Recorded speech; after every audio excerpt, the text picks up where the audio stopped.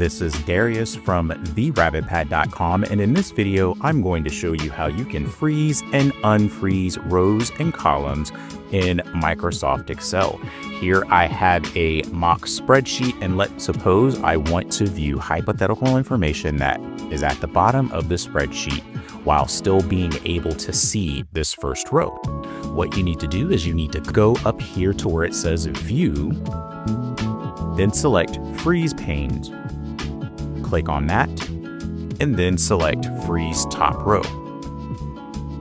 When you select Freeze Top Row, you will now be able to scroll to the bottom of the worksheet while still being able to see that first row.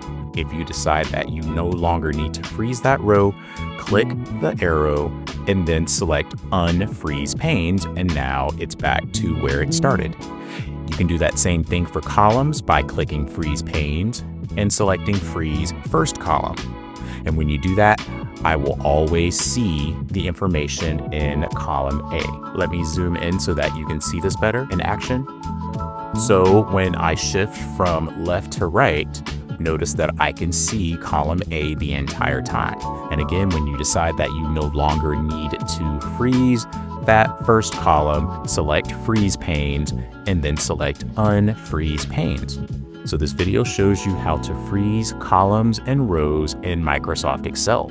If you found this video helpful, please click that like button and subscribe to this channel to view more helpful videos in the future. Also, please be sure to visit my website at therabbitpad.com.